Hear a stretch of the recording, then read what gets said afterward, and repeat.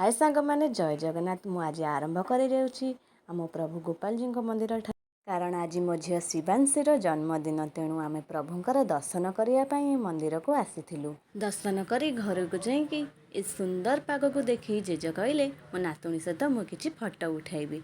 सी तर जेजे नातुणी फटो उठेबार लगिगली मु घर पिठा तैयारी करिबारे लगिगली आ पिठा खाई आम भोजी प्रस्तुति आरंभ करदेलु।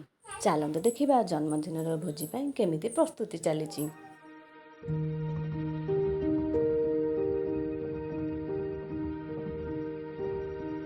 देख देख किए आसूची ना शिवांशीर मामू आसी। शिवांशी किसी गिफ्ट आणिकी मते देदेले। तापर शिवांशीर मामू आउ तांको नाना आउ ता बाबार सांग माने मिसिकी शिवांशी डेकोरेशन करुछंती।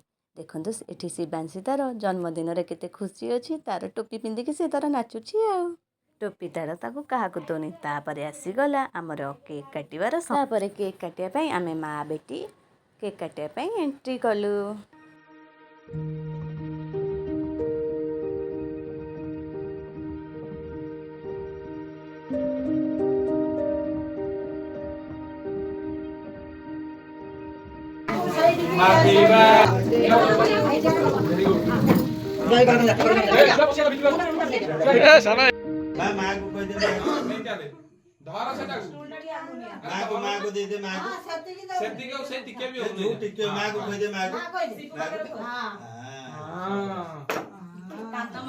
ये होचंती बुढ़ी माँ आम घर समस्त बड़ आउ ये आंकठारू मु बहुत किसी शिखे। ये होचंती मो माँ माने देखंतु केमिति नातुणीर जन्मदिन रे खुशी होचंती। तापरे आसीगले मो झीर नाना जी तापाई गोटे सुंदर गिफ्टटी आनिछंती आउ ताको दौछंती। कहले भाउज तमे टिके खोली दियो। देखंतु सांग माने मो झील ए गिफ्ट पाई केते खुशी होउची। ता दादा माने ताको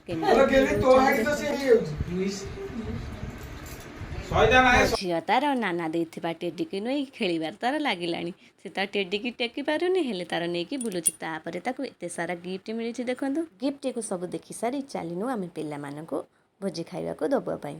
भोजी खाइबा को देला परे मो तांको मुहरे जो हस देखिली मते बहुत खुशी लगला। जहा मो परिवार मो झीर जन्मदिन एपरी भाबरे पालन करी बोली मु केबे भाबी नथिली। एहा मो पई चिरस्मरण एहा एई सुंदर समय देइथिबारु मु तांको बहुत बहुत धन्यवाद।